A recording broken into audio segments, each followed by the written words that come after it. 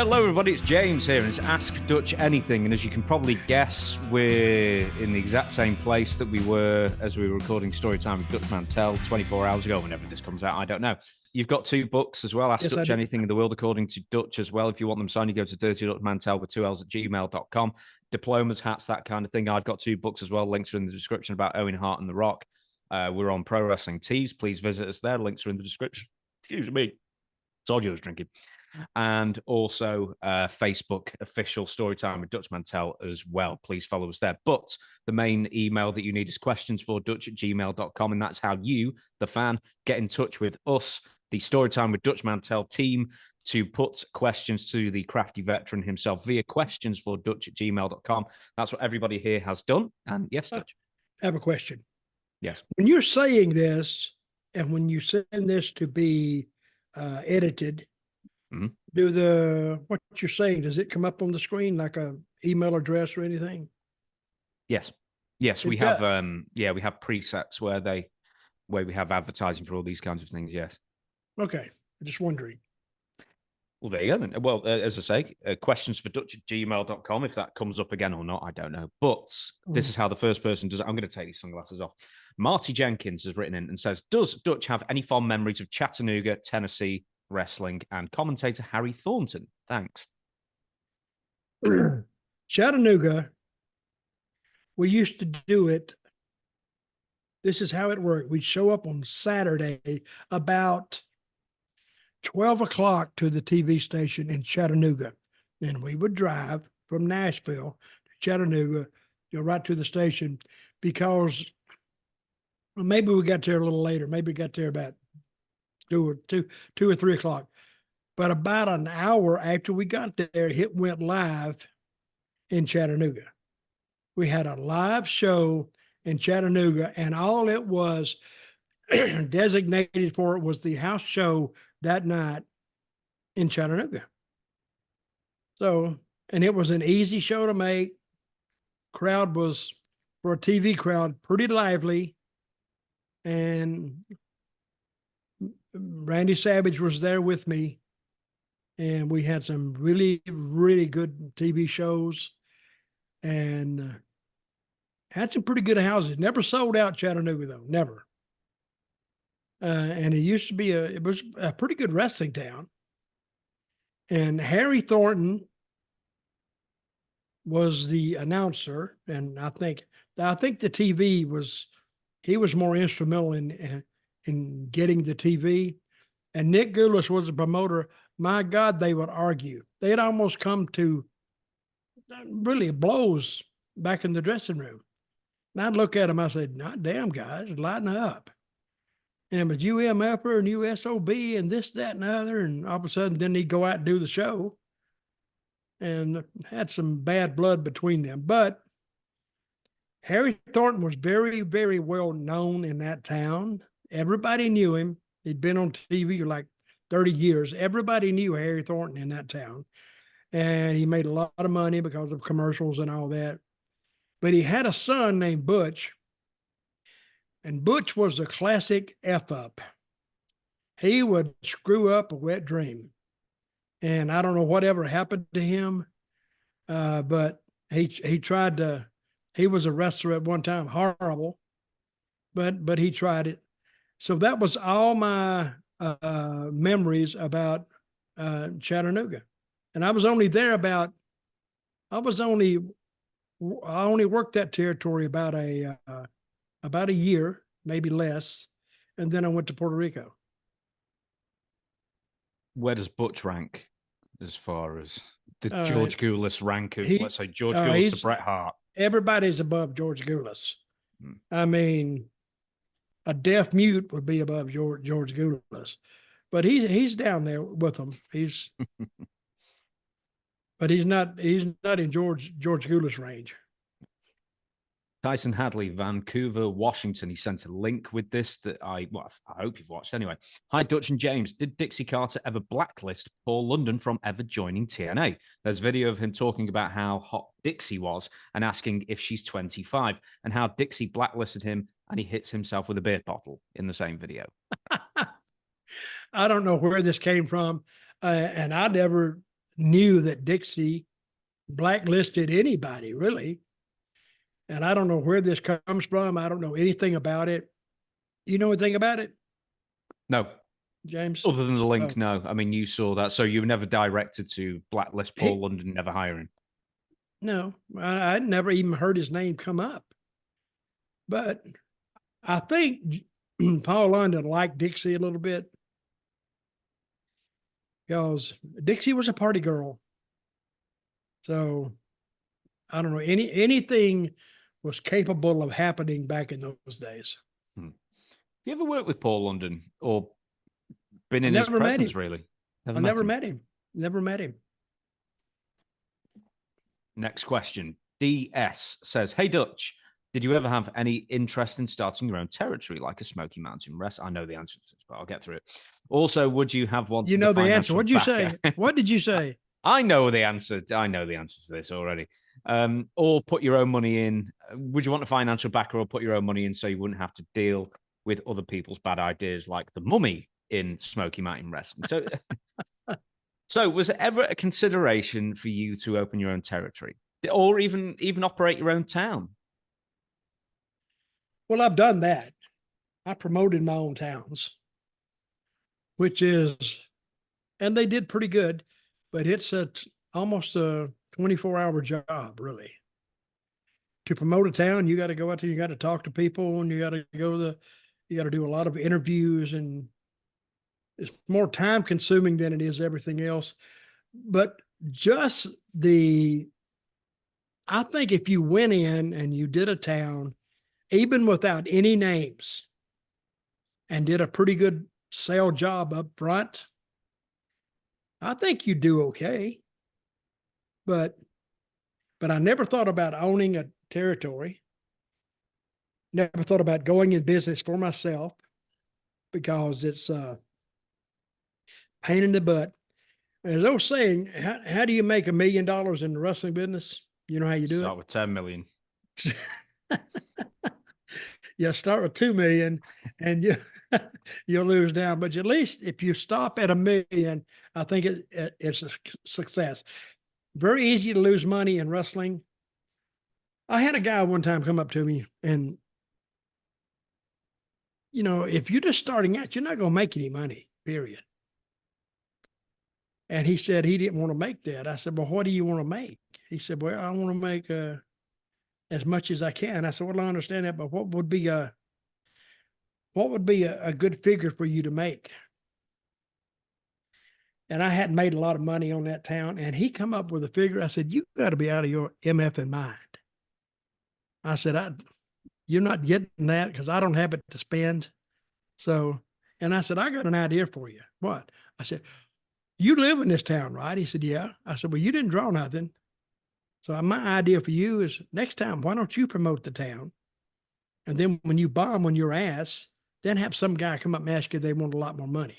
Now you understand how I feel. And I never booked that guy again, ever. So people have a false sense of what they're worth. But if you don't draw anything, I mean, what is your worth? Nothing. I could have put Joe Smo in that slot and done the same thing. Anyway. What towns did you promote and what years? I promoted different ones. It was just some towns around Evansville, Indiana, some towns around Louisville. I promoted them. Never promoted any towns outside of Memphis much, and promoted towns out of Nashville. So, and if you go to a town with 10,000, population, I would say you draw, back in those days, you could draw $2,000, $3,000. And if your payroll wasn't too high, yeah, you could come out with it with your ads and your gimmick sales. You could do okay for a day. It was a good payday for a day. You said before as well that, it's really, really time consuming. You've got to talk to a lot of people. How would you get involved with like a local radio station? Do you just walk in, you just call them? Yep. Do you just walk through the door and say, put me on? No, you got to set it up. Listen, they are dying for content.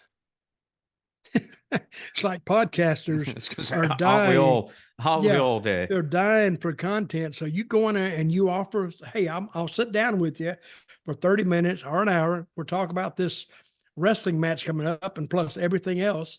Well, that gives them something that they can push, and because it's different.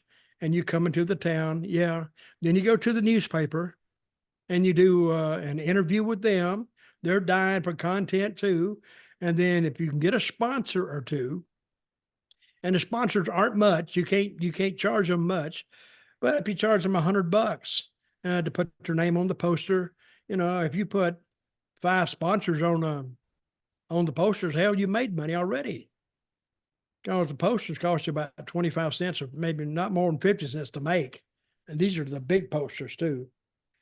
The basic thing is the hardest thing is getting people to put the posters up because they're so big. And that's why the posters went down to about this, a lot smaller. Let me say that.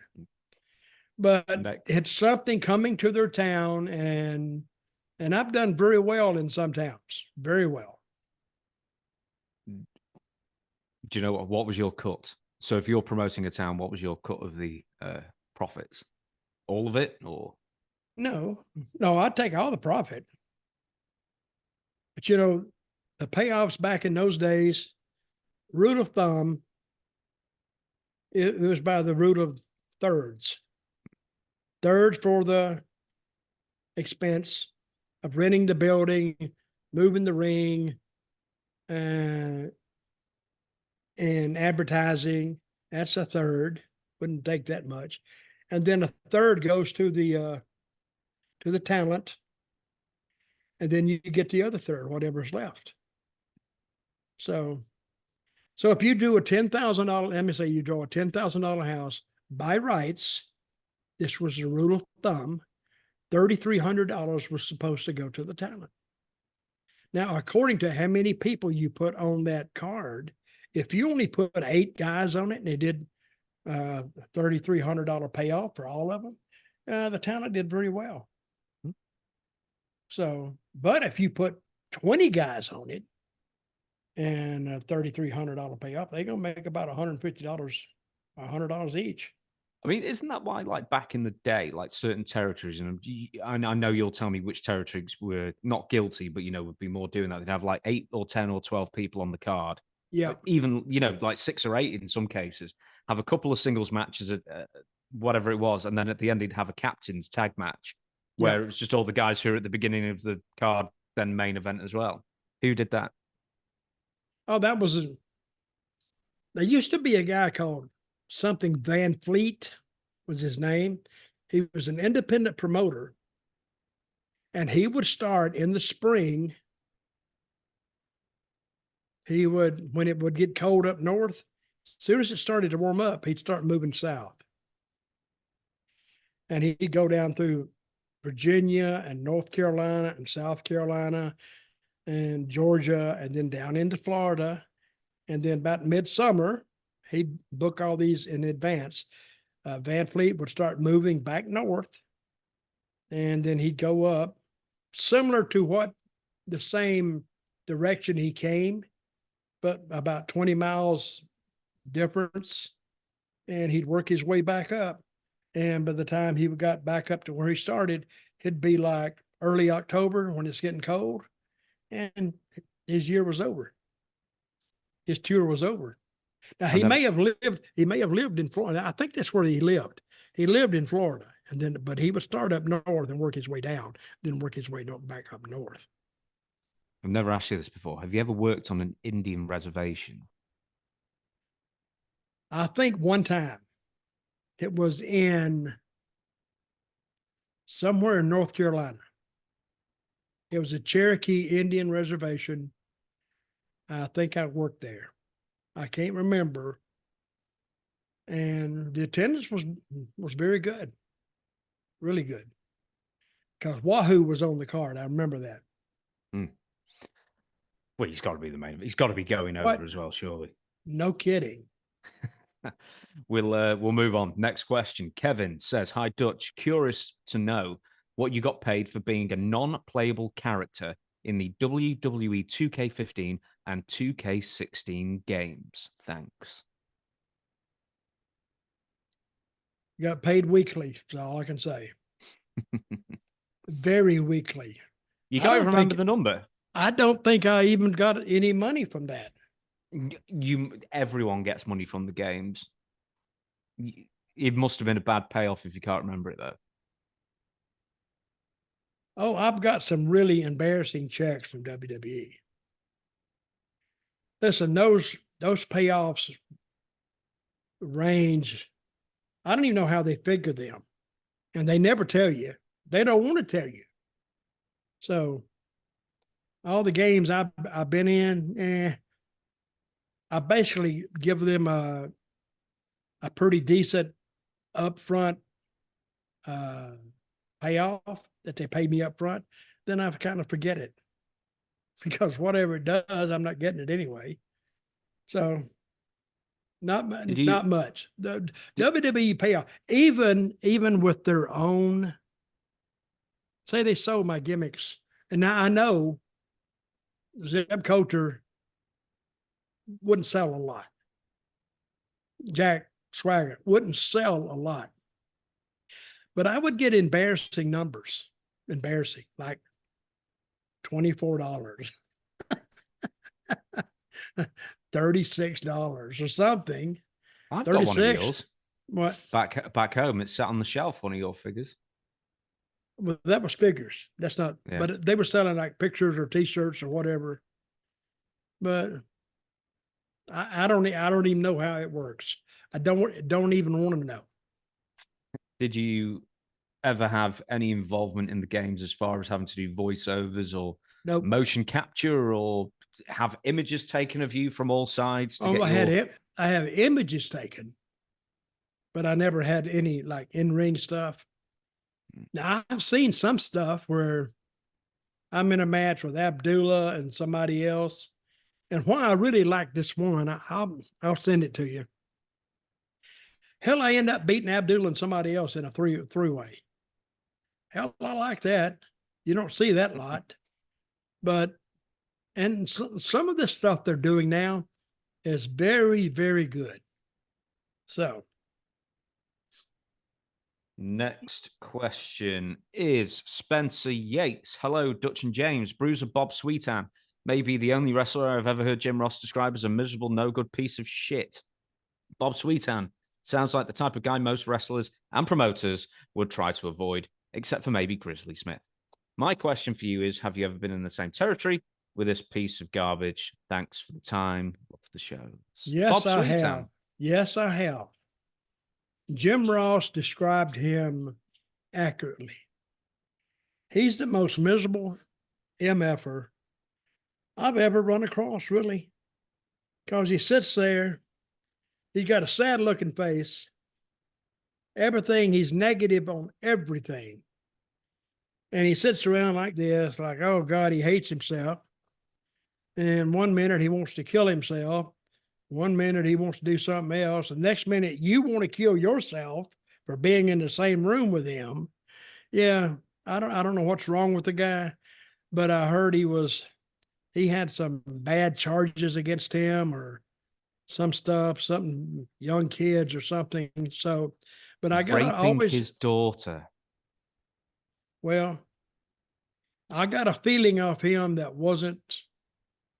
It was odd, and I didn't want to be around him. So, I was with him on a Japan trip for 21 days, and that's all. All I wanted to be around him. So when I left, and I said, "I'll see you later," I never saw him again. So, right, so you never shared a territory with this guy ever again. To put it politely, he was just a sourpuss. I mean, what was his beef then? Just a miserable human being? He's just a miserable bastard. I don't know. I never got into it with him why he was just such a sourpuss. One reason is I don't give a shit. But don't depress me just being around you. And he would just sit there and he'd say hello and all this, just the customary things to say when you came into the room. But as far as sitting down and talking to him and having a conversation, he had nothing to say. He had nothing to add. And I had nothing to ask him. Where was he? Where was he over? I think he was over a little bit in Texas and a little bit in Oklahoma. And that's it. I never know him to be anywhere else, really. We shall move on. Seymour Pierce, Columbus, Ohio. Whatever happened to the headbutt to the crotch area? My dad used to pop every time they would do it. You would see the spots all the time back in the 70s and the early 80s. Never see that spot anymore. The headshot to the groin area. Yeah, the groinal. Well, I don't remember that spot. I remember this when you caught him in the nuts, but how did you catch him with your head in the groin, in the corner? Do you know, a couple of different ones I've seen is, let's say, you knock one person, the aggressor knocks one person out, they lie on the floor, but they're woozy, and then they fall face flat, headbutting them into the ball sack. I mean, Oh, yeah. That's That been went, going for ages. I don't know, that went the way of the wild, I guess. I don't know what happened to that. But a lot of people consider that Carny a Carny spot, so they wouldn't do it because they didn't want to be called Carny. But I liked the spot, really. Carny spot. Dick Murdoch could do that. Killer Carl Cox could do that because it matched their style. And I've seen it done a lot of times, but it just disappeared. Can you give me any more examples of a Carny spot that they just don't do anymore? Because in fairness, I've never heard that term before. A Carny spot. A Carny spot. I've never heard that term before. They used to run the ropes and they go back and forth and back and forth, and all of a sudden the guy would get in the middle, stop. The guy would, what? He's up there, and the guy would look, and he'd hit him. No, it's a Carny spot. So, and it was pretty good. It was a Bill Dundee spot. So then the Rock and Roll Express used to do one with the Midnight Express. I couldn't even explain what they did, but one guy would shoot him in and he'd drop down, and I can find it and I'll send it to you. So yeah, and it's where the two heels, they end up running together somehow. I even forgot the spot. Do you know one thing I've not seen in ages, or maybe I've just not been looking hard enough, is, they do the crisscross of the ropes. One's running one way, the other's running the other way, and I can't do it with my fingers. But then one of them would just stop, hook the ropes and stop themselves, and then the other guy would just bounce back and forth until they realized. That's the Bobby Fulton special. He would do that. Then the guy would be running, and he'd look over to the guy, and then he'd be running out of steam, running out of steam at that time, and he'd get slower and slower, and then he'd stop and look at the guy like, what are you doing? And then the guy would come up and pop him because he was blowed up. Another one I've used to like back in the day was like a foot stomp, just stomp on the toes. Oh, you're too much. Come on. I like that. Oh, stomp the toe. Oh. And then the other, stomp the other foot. I've seen it. Dick Murdoch spots. He loved that stuff. If you wanted a school of all these Carny spots, find you a tape of Dick Murdoch when he wasn't in an angle. He was he was entertaining even as a heel. And the people liked him as a heel. And I learned a lot just by being around the guy. Funny as hell. And he's no longer with us. But if he was with us, I would love to have done an interview with him. What a wealth of information he had. He had it back in the day because him and Dusty Rhodes started about the same time. And I think they both played football at West Texas State. Right. Okay. So that's a misnomer. Apparently, Dick Murdoch never did. But he just, he convinced, when there was an alumni game, he just lied and said he did, and then he believed him. Oh yeah. That's classic Dick Murdoch. Dusty did play, didn't he? Yeah. West Texas. You know who else played there? got like a million of them: Tito, Santana, Ted DiBiase, Yep. Bruiser Brody, Stan Hansen, Tully Blanchard. Tully Blanchard. I'm forgetting quite a few. But West Barry Texas Windham. State probably West Texas State has the record for the number of people they put into the pro wrestling ranks. The Funks, were they? The Funks were there, yes. And a lot of guys went back there because they were familiar with the town, Amarillo. They were familiar with the town and they knew the Funks. And that's a territory I wish I'd always been able to go to. I missed Amarillo and I heard so much about it because Terry would have made it worthwhile just going and being around him. But to go to some of these territories, if you had a family, that's different. If you were by yourself, it's party time.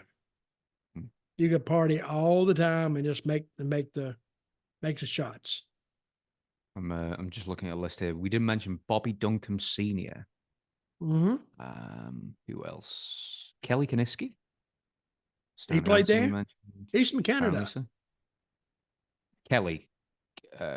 Yeah, Kelly Kaniski, not Gene. So son of. No, but Kelly was his son, right? Yeah, maybe he must have moved down. Ted. Manny Fernandez, we didn't mention. Yeah.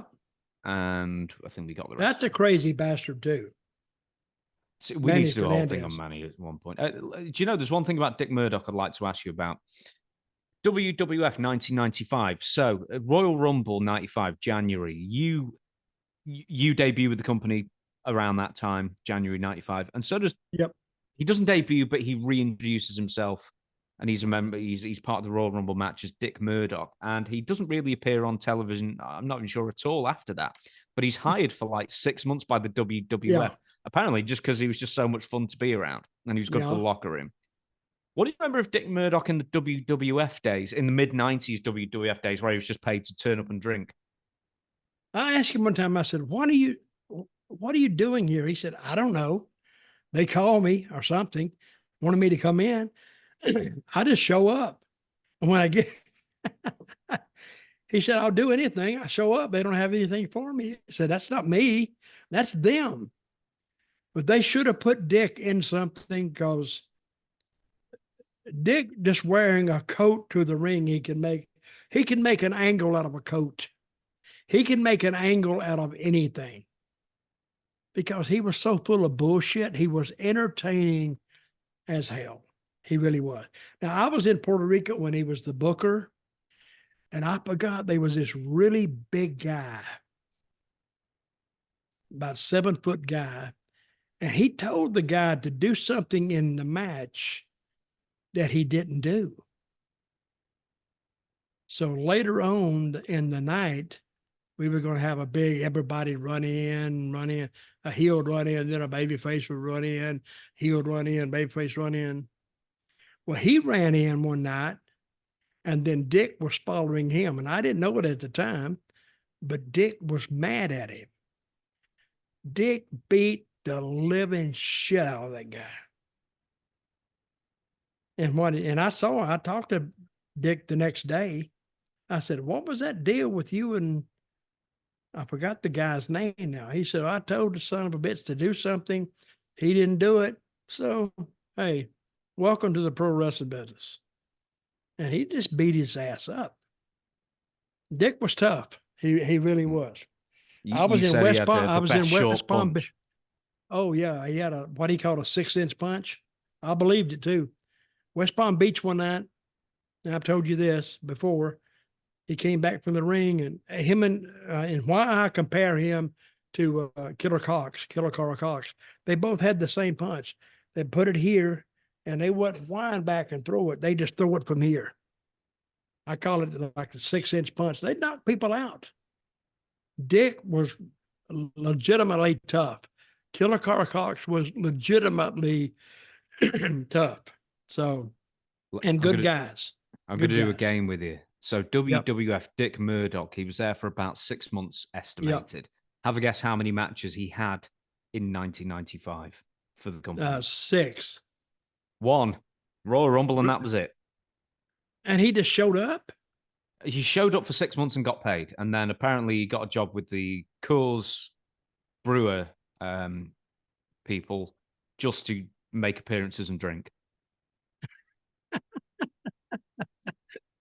That was what he was qualified to do. Yeah, I'll get overqualified, I'm sure. Hey, if I was Traveling an and drinking. advertiser, I would hire Dick, because Dick was great with people. Great with people. Like if you met Dick, it's like you've known him all your life. He'd pat you on the back and give you a big hug and let's have a beer and boom, bust it and start. You liked him automatically. He was a natural born salesman. So, and what did Dick die of? I was really sad that day when I heard that he'd passed away. Bear with me 1 minute while I Google it. I mean, did he drown in a vat of beer? Let's have a look. He died the next year in 1996. Goodness, I didn't realize it was that close. What did he die of? He died of heart attack, age 49. Yeah. So there you go. Having taken part in a rodeo earlier that day. Yeah. So I mean, I don't know why somehow that adds slightly to the comedy. Let me ask you this: rodeo. You don't have to look it up. Did he have any kids? I don't know. I never heard of any kids. I've never heard of any kids. I can look at personal life. Don't think so. Okay, no, I don't think so. So, on that note, we're going to move on. Darren has written in and says, "Hi, Dutch and James. This question is to both of you to answer, in your opinion. Who had more star power and who was more over with the fans, the Hulkster or the Texas Rattlesnake?" I would say, I won't even say what he says after that. So, the Hulkster or Steve Austin, Hulk Hogan. So, you want me to answer? You want to answer? No, you go. I'll answer afterwards if you wish. I'll say Austin. I say that Austin was over more. Now Hogan was over, but I don't think he was over like Steve Austin was over. What parameters are we setting here? Are we setting just in wrestling, or are we setting in the wider world on this? Set it in the wider world. I think Austin still beats him. I really do. What do you say? I'll say Hogan. Because then you're wrong. I still think Hogan's more recognizable even to this day. I don't think a lot of the civilians, the non-wrestling fans, would recognize who Steve Austin was, but they would know who Hulk Hogan was. I think I'm going more towards a fame aspect there. I still think Hogan drew more money over a longer period of time than Steve Austin, but it's undeniable that Steve Austin was the single greatest draw in wrestling history. But I still think. So who are you going with? By the parameters, I'm sort of setting myself in like who's more famous to the wider world. I think it's Hulk Hogan. I'll say Steve Austin. And I had connections with both of them years before they ever achieved stardom. Hogan, Hogan did what I call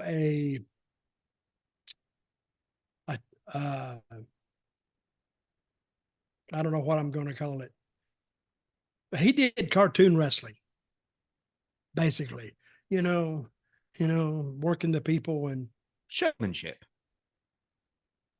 Well, he did that and it worked for him. And he did draw a lot of money. But also Hogan, you got to look at their opponents too. Hogan had the match with Andre. Well, hell, that's a matchup made in heaven. Who's going to win this one? But Hogan over a longer period of time had the better opponents. And I'm sure people say, well, Steve Austin had The Rock and Steve Austin had Triple H or whoever. Yeah, that's true. The fact is, Hogan had. Who did Hogan have? Hogan had just Andre. Everyone. The fact they were working so many more dates in the 80s compared to the late 90s. And that's, the late 90s was a busy period. I think the late 90s, they had a lot of dates too. Oh, they had a lot of dates, absolutely. But the late 80s to the early 90s was, I believe, you were getting 2 days off a month or something crazy. That might be a slight exaggeration. It was crazy. But yeah, I with all know the opponents because, Hulk Hogan had. yeah, I worked 64 straight days before I went home one time. It was working a lot of days, crazy days. I should have just quit, walked out. You know who That's quit what they and walked wanted. out? You know who quit and walked out? Stan Lane did, I think, at one point, Stan didn't he? Lane. He got to Oh, Canada. I guessed it. Yeah, you did. Why did you guess that? I think I may You'd have read heard it the story before. before. He just cracked. He said, Yeah. "Fuck it, I'm not doing it no more. I'm going nuts. I'm leaving." We were on a Canada tour, a Canada tour, we called it, and we were up in Newfoundland, New Brunswick, up in there. Oh my God, I don't know why more people don't kill themselves up there. That is the most boringest place. I mean, the people that live there may disagree with me, but if you're coming in to work wrestling shows, there's nothing to do there. And it's very, very boring and cold and icy and snowing. I was at one show there, they closed it down because it's not the wrestling stunk to join out, but they had some machine that was leaking a chemical. And so they just, so they had to say, we can't use the building. And the wrestlers cheered. Oh, good. I don't want to go to that town anyway. And Canadian fans at that time, I thought, were harder to arouse. They're not really, they may get up for hockey and holler and scream and carry on, but for wrestling, for WWF at that time, nah, they just sit WCW. there. What'd you say? ECW. WCW. No, WCW. I'm trying to think who I went there with. Well, if you were Because Stan Lane, it would have been WCW. okay, then I went with there. But I got my share of Newfoundland during that tour. So I never had a desire to go back. What was it about that tour that Stan Lane, was there like one incident where Stan Lane was like, right, I'm done? Or No, what happened? we made this trip. Cornette poured on a wrestling up on a railroad track, and he's playing a rip. And he pulled up there, and all of a sudden he turned the car off. I'm in the back seat on the right side. Train was coming toward me. And he goes, I said, Jimmy. Now I start screaming. And this train is coming at us. Finally, he got it going and pulled off the track. I was so friggin' mad. And I love Jimmy, but I wanted to pull his ass out and beat. And I think Bobby Eaton was driving. Cornette thought that was the funniest thing in the fucking world. I said, what can be funny about an impending death? Your own. And he said, he thought it was the funniest thing in the world. I think the day after that, I think Stan said, screw this, I'm going home. And he just left. He didn't tell anybody he was leaving. He just left. So I don't blame him. Someone's going to send this to Jim Cornette for I don't his care. podcast to address. So no, I'm not saying you've said anything out of school. I'm saying I wonder if his recollection of exactly when Stan Lane, because he'll have like a book and say, like to the date. Yeah, he Or will. like the reason or whatever. But anyway, I'd love to know his version of it. Okay, we're going to move on. Ryan Evans has written in and says, hey, Dutch, when you wrestled, how much money a month did you get from merchandise? I heard, this is sort of a merch question. This is WWE. For merch, they make only something. Anyway, doesn't matter. We've talked about WWE stuff, merch related to anyway. Why don't we talk about Memphis, Smokey, other places as well? How much would you make for a photo profit and any other merchandise that you sold as pretty much an independent in that sense? Back in those days, I didn't sell anything in Smoky Mountain because I didn't make their house shows. So you can't take a photo if you're not there. So, but Memphis, I was there. Memphis, I probably had some of my best merch days. I'd have, if I had a $500 day, that was a great day. Or any day that you pick up $150, $200. That's just extra. That's like somebody coming up to you and says, "Hey, I got $200 I don't need. Here's yours." And you put it out there, and if the people buy it, they buy it. If they don't, they don't. It is free enterprise at its finest. If they want it, they buy it. If they don't, and it wasn't that expensive. I remember this is how old I am. We used to sell a little 8x10 or maybe a little smaller photograph for $1. And finally I said, that's too friggin' cheap. We need to go up. So I went up to $2. And everybody said, oh man, shouldn't have gone up to $2. Shouldn't have gone up to, well, I sold the same amount. And the next day, guess what all the other prices were? $2. So I jacked them up a 50, almost 100% pay raise, and nobody didn't complain. And they just kept selling. But my best merch days were the ones that we could go out and actually what we call work the table. If you work the table, talk to the people, sign their picture, they'd buy it. But for them just buying a picture, but see, now they don't have to buy a picture. They can just go on the internet and just print it off. Did you sign the photos, or did you have like a special price for signed photos? No, it was the same. $5 unsigned, $5 signed. So if I was out there, say a guy's name was Bill, I said, how you want this signed? To Bill, or he wanted to give it to his wife, say to Beverly. And I'd sign it to Beverly. Best wishes, Dirty Dutch. So, and he'd go back and he'd present it to her, and they had a memento forever. In the Memphis days, what was the best-selling photo of you? Do you remember like the pose you were striking, who took the photo, that kind of thing? Well, Cornette took most of them. Cornette would come to Louisville early in the days of Memphis wrestling, and he was involved in wrestling. He was involved in photography. I'm sorry. And somehow he mentioned that to Teeny Jarrett, and Teeny Jarrett was Jerry Jarrett's mother. She promoted the town, and she promoted Evansville and Nashville. So he presented himself to her as a photographer, and he got in the back. That's how he got access to the wrestlers. That's how he actually broke into the business.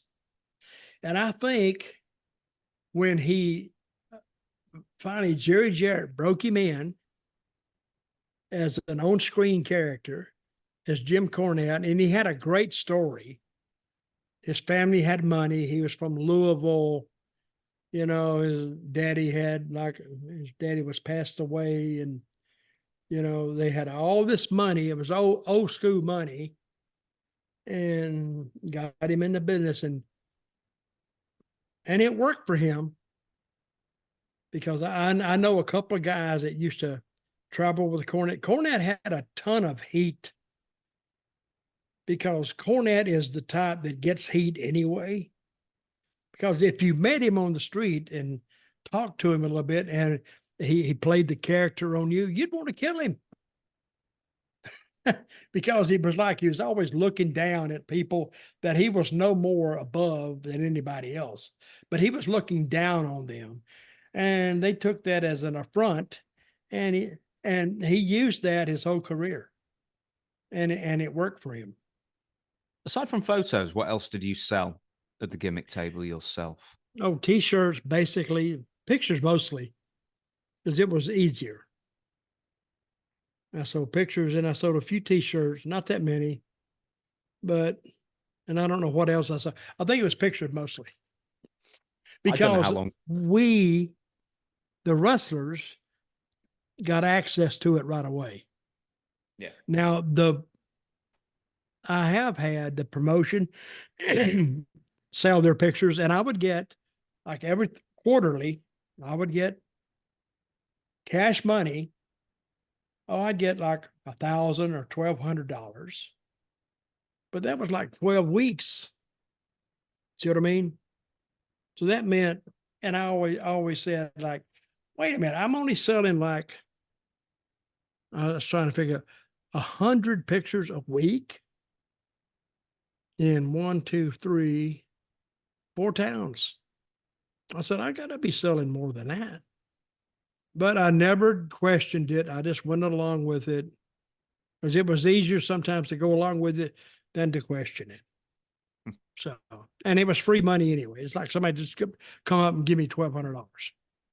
Barry says, "Hey guys, long-time fan. My question is for Dutch. I mean, they're all for you, surely. And also, a participant has set the caption languages to English, apparently, of this call. Anyway, when you break down wrestlers or matches, you always stress the small things. What little things did you do to get your character over? Thanks. P.S. Ric Flair is a bastard." Oh, Ric Flair is a bastard.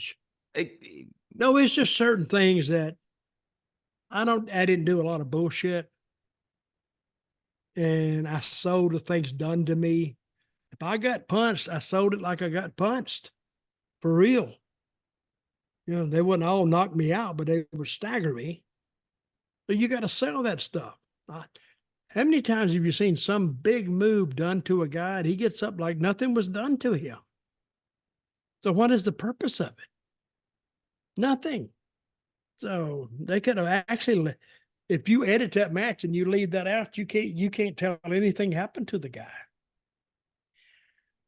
But the little thing I said is the entrance.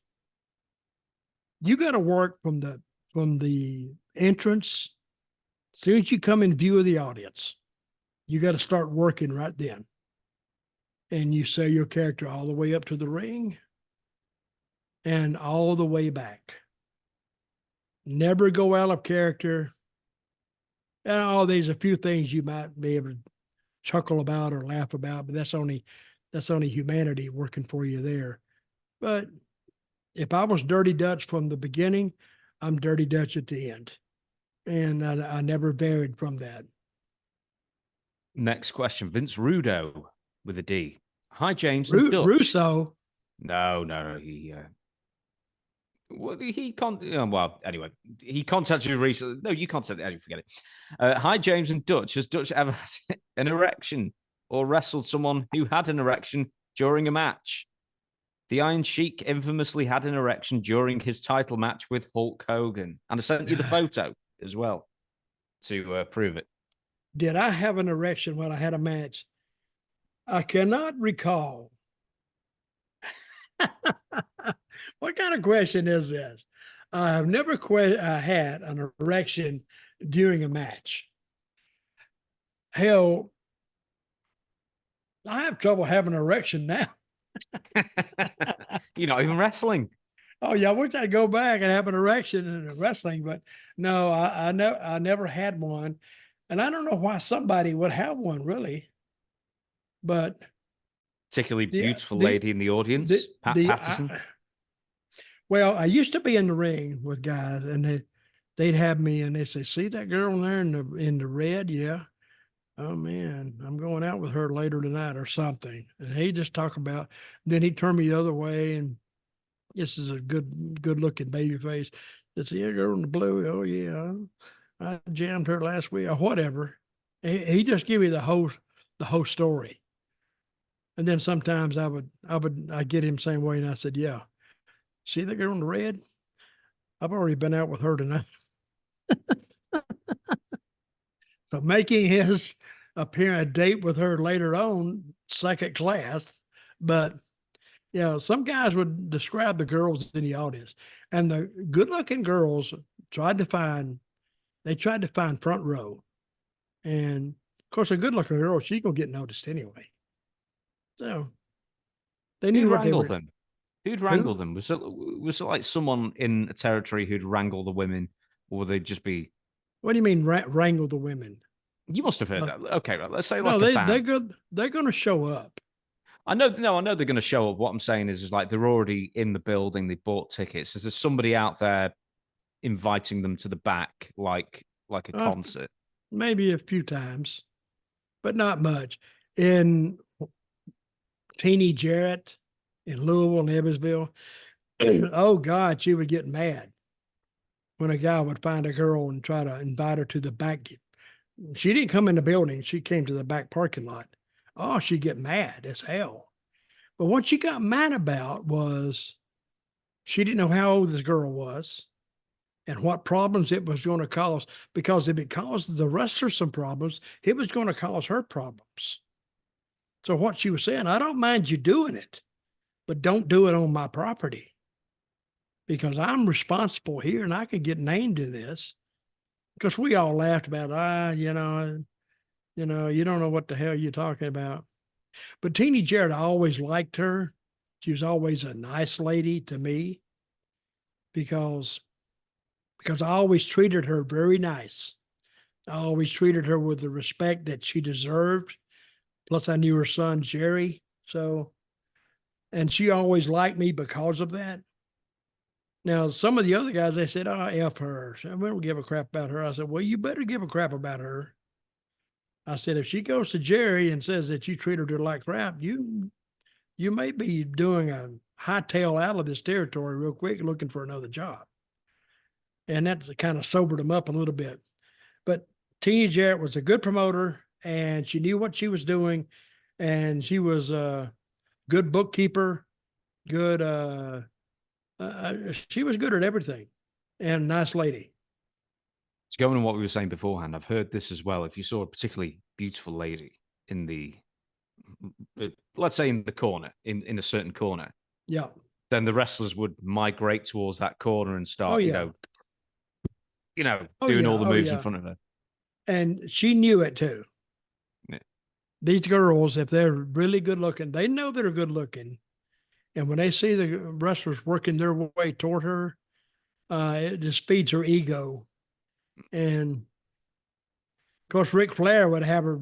He would go out and get her himself, probably, and say, Chopper, and give her a chop. Yeah, let's go to the back. So we'll do a couple more. Edward Birch has written and says, hello, Dutch. Love the show. Listen to every episode. You are one of my all-time favorites and really enjoyed your run with Jack Swagger some years ago. You are, he's written defiantly, but definitely Hall of Fame material in my book. My question is this. During the entire run with AEW and in his first big match back in WWE, it seems like CM Punk has really been hit by the injury bug. Do you think that that's to do with his age or his conditioning isn't where it should be? If this were to continue, how long do you see CM Punk's run going, and when does WWE make the hard decision that he can't cut it anymore? Thanks for answering. Well, it's going to take a little longer. CM Punk,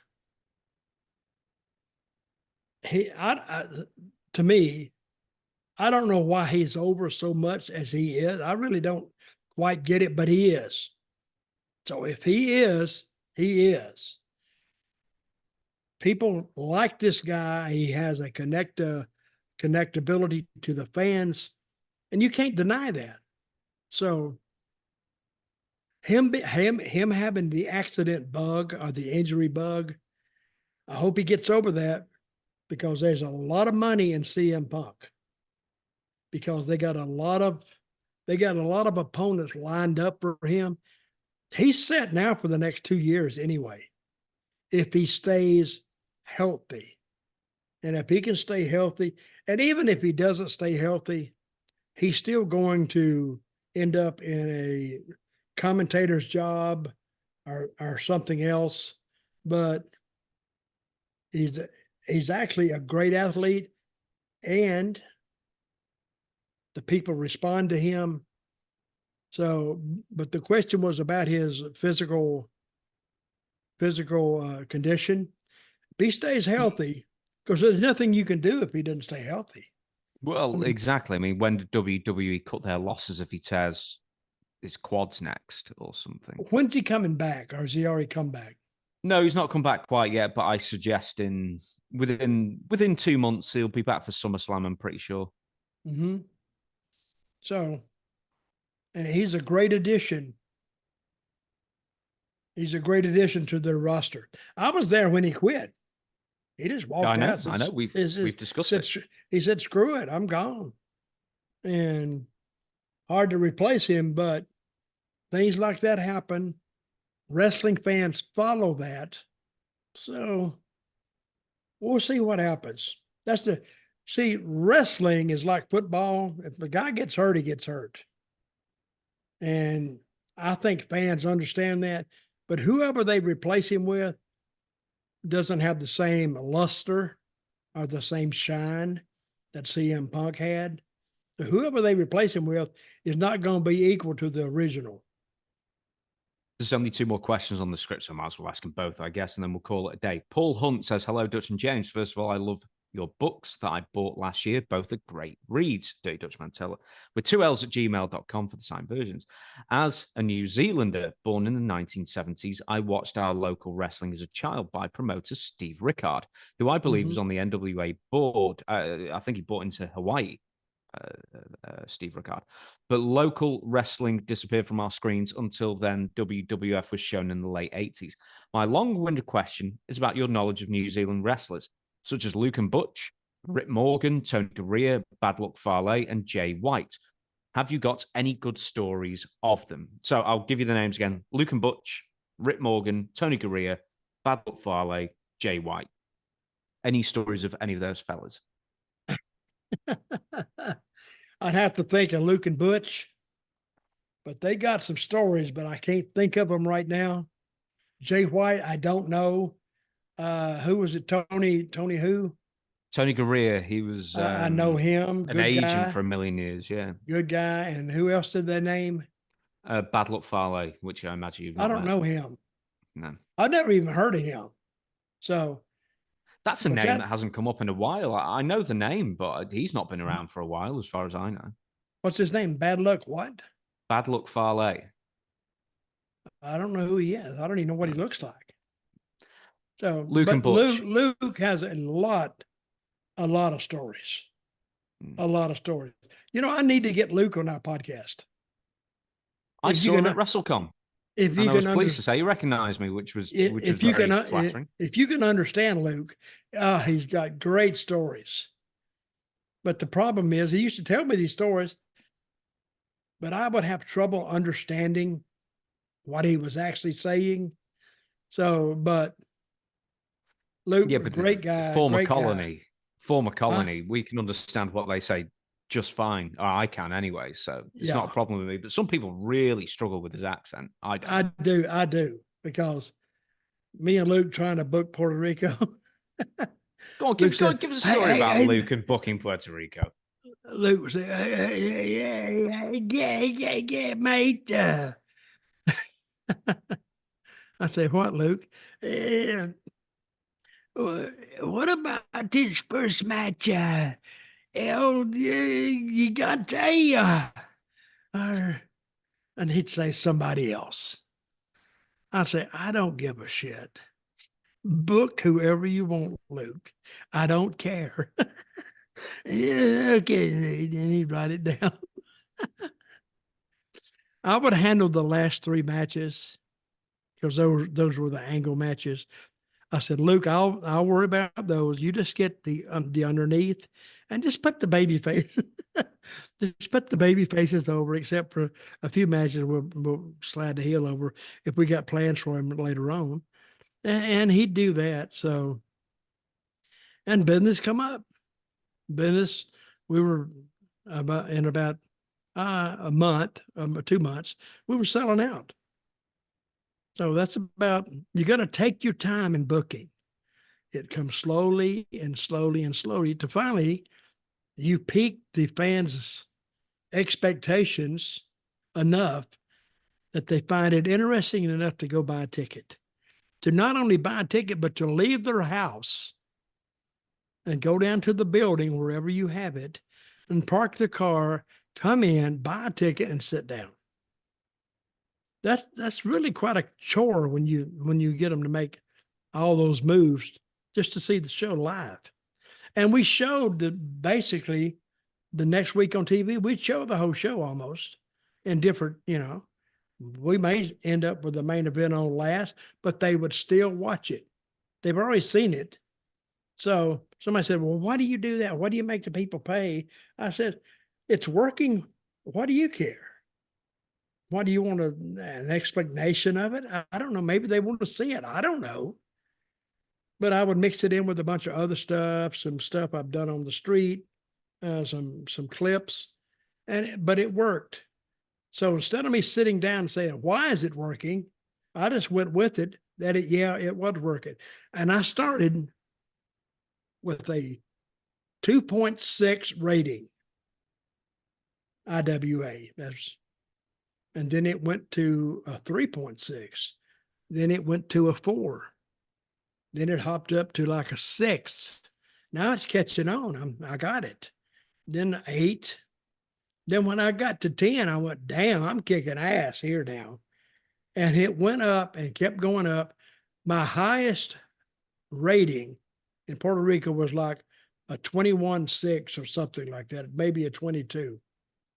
And I'm thinking, what the hell? The 22 I did because it was a really rainy day. And everybody stayed inside, nothing on TV at 2 o'clock on Saturday.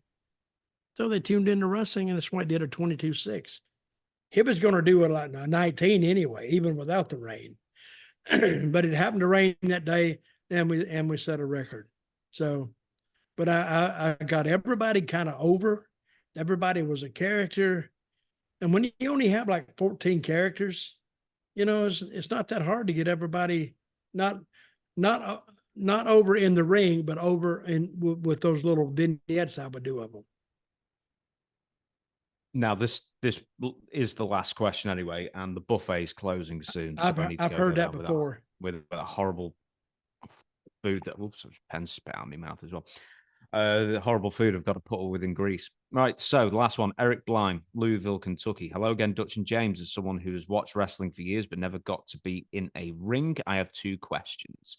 Number 1, I've always wondered what the ring ropes are made of and what they feel like, specifically WWE. They look slippery and smooth. Is that the case? And number 2, we'll leave what number 2 is. I'll ask afterwards. But what are the ring ropes like? So I've felt cables. Well, I felt both actually, but they're still cables. Hurt. They're still. I don't know how they're made. They're still cables, and they're connected to something that connects to they got a hook on it. Yeah. It connects to the post, the ring post, and they tighten that up. I don't know how they make these things, but they're covered with a kind of not a real thick, but it's electrical covering. I think that's used in WWE. It's rope still, isn't it? Is it not rope? What do you mean ropes? I thought the ring ropes were actually ropes, whereas in a lot of other rings there were like cables with a rubber coating. No, I think they're cables there too. Okay. I don't think they're still ropes. I think they're cables, and they somehow got to measure that to where when they're put up, this turnbuckle and this turnbuckle and this turnbuckle are all in alignment. If they're not in alignment, tough. But that's engineering for you. I don't know how to do that. But it's steel, as far as I know, and electrical. It's an electrical covering. I was in a ring quite recently, and I've been in a ring in many, many years. And I just bounced. I thought, do you know what? With my knee and everything, I could run into it again. Finally, ran in, hit my back onto it, and I went, ah. Oh, it hurts like hell the first time. Oh yeah. So that's how what long they did it take teach you to get like a callus, like on your back, so it doesn't bother you anymore? Well, that's one of the first things they teach you in wrestling school. Run the ropes, and there's a way to hit them that won't kill you. Yeah, you've got to flat back it, haven't you? You've got to spread your area. Yeah, but you can do that to start off with. Right. But you got to end up going into it sideways and really leaning into it, and the spring of the rope shoots you off. So some people can do it, and some people say, I can't take that, because they get big bruises right in here. And no matter if you're left-handed or right-handed, you always got to work to the left. You always got to, if you take an overhand wrist lock, it's with this arm. If they take a headlock, it's with the left arm. You do anything right, that's a clear signal you don't know what you're doing. And the follow-up question is, who had the stiffest ring that you wrestled in? I know you've done like boxing rings and stuff like that, but as far as like established name territories, who had the stiffest? Well, I think when I first started out, Georgia had a stiff ring, but I was young. I didn't notice it so much. So when I went to, say, I went to Tennessee or I went to Alabama, I was surprised how much give the floor had, because that's what's hard in a ring is the floor. You know, some rings I've been in were like concrete, other than the mat cover. Well, you don't. Well, first thing you do is you step into a ring, and you can tell if it has any give at all. If it doesn't have any give, that means that a lot of bumps are cut out because the ring is just too hard. See, they went up there to check Vince's ring one time, and they said, "You need a different ring. This ring is too hard. This ring is too hard on the bodies, on the wrestlers' bodies." So he redesigned his ring to where, and I've gotten in some ring and jumped in the middle, it would go down about this far. Zoop, boom, zoop. And that's why it's so loud sometimes. See, if a ring is hard, it doesn't make much sound. But if it gives, and sometimes you have a spring right in the middle of that ring, that means it really gives and the spring pushes it back up. So I was never in the business of engineering rings, but I could tell if one was harder or not. So when it was hard, I said, well, let's cut down on the bumps, no slams. Just to finish off with, what do you prefer, cables or ropes? Ropes, I've worked a long time ago. I really prefer the cable. So you talking about ropes uncovered or no? Or I mean, you know, with like electrical tape wrapped around them, I guess, because that's what the WWF ropes were. I don't much like them. I don't think they look good either. And they burn you. The rope will burn the living crap out of you.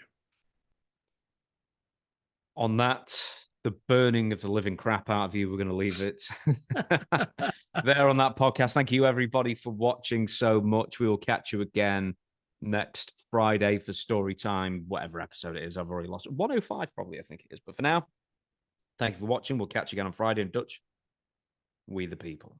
With the left hand, we the people.